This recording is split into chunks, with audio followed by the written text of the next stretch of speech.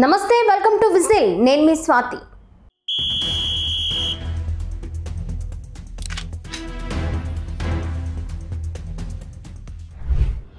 వైద్య కళాశాలలను ప్రభుత్వ ప్రైవేటు భాగస్వామ్యంతో నిర్మిస్తే తప్పేంటని రాష్ట్ర హైకోర్టు ప్రశ్నించింది. నిధుల కొరతతో కోర్టు భవన నిర్మాణాలే నిలిచిపోయాయని గుర్తు చేసిన ధర్మాసనం నిధుల కొరత వల్లే పీపీపీ నిర్ణయం తీసుకుని ఉండొచ్చని వ్యాఖ్యానించింది. టెండర్ల ఖరారుపై స్టే ఇచ్చేందుకు నిరాకరించింది.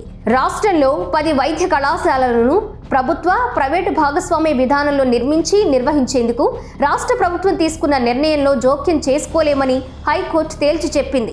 రాష్ట్రంలో ఆదోని, మదనపల్లె, మార్కాపురం, పులివెందుల, పెనుకొండ, పాలకొల్లు, అమలాపురం, నర్సీపట్నం, బాపట్ల, పార్వతీపురం వైద్య కళాశాలలను పీపీపీ విధానంలో అభివృద్ధి చేసేందుకు సెప్టెంబర్ 9న ప్రభుత్వం ఇచ్చిన జీవోను సవాలు చేస్తూ గుంటూరు జిల్లా తాడేపల్లికి చెందిన వసుంధర దాఖలు చేసిన పిటిషన్పై హైకోర్టు విచారణ జరిపింది. ప్రజా ప్రయోజనాలను పణంగా పెట్టి వైద్య కళాశాలలను ప్రైవేటీకరిస్తున్నారని వసుంధర తరపు న్యాయవాది శ్రీరామ్ వాదించారు.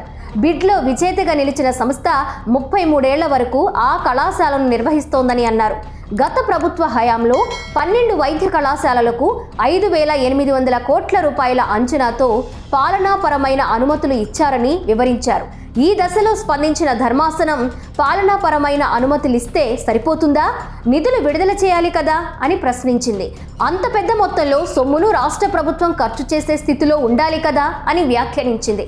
నిధుల కొరత కారణంగా పీపీపీ విధానంలో నిర్మించాలని రాష్ట్ర ప్రభుత్వం నిర్ణయం తీసుకుని ఉండొచ్చని, అది తప్పేలా అవుతుందని ధర్మాసనం నిలదీసింది. నిధుల కోసం ప్రభుత్వం బ్యాంకుల దగ్గరకు వెళ్లాల్సి ఉంటుందన్న ధర్మాసనం నిధుల కొరత వల్ల జిల్లాల్లో కోర్టు భవనాల నిర్మాణాలు నిలిచిపోయాయని గుర్తు చేసింది. డబ్బు లేనప్పుడు ప్రభుత్వమే వైద్య కళాశాలలు, ఆసుపత్రులు కట్టాలంటే సంవత్సరాల తరబడి సమయం పడుతుందన్న న్యాయస్థానం నిధులు ఉన్నప్పుడే కళాశాలలను నిర్మించాలంటే ఎప్పటికీ సాధ్యం కాదు అని తెలిపింది. ఇలాంటి వ్యవహారాల్లో అందరం నిర్మాణాత్మకంగా వ్యవహరించాలని, లేకపోతే ప్రభుత్వ వైద్య కళాశాలలు, ఆసుపత్రులు ఎప్పటికీ అభివృద్ధి చెందవని ఘాటుగా వ్యాఖ్యానించింది. వైద్య కళాశాలల నిర్మాణం పూర్తిగా ప్రైవేటుకు అప్పగించకుండా ప్రభుత్వ భాగస్వామ్యం ఉండడం మంచిదే కదా అని వ్యాఖ్యానించింది.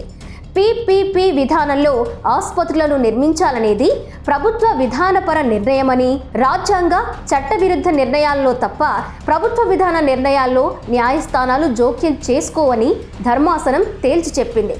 ఇక పూర్తి వివరాలతో కౌంటర్ వేయాలని సిఎస్తో పాటు వైద్య ఆరోగ్య శాఖ కార్యదర్శి, ఏపీ వైద్య సేవలు మౌలికాభివృద్ధి సంస్థ ఎండి, ఏపీ వైద్య విద్య పరిశోధన సంస్థ ఎండికి నోటీసులు జారీ చేసింది.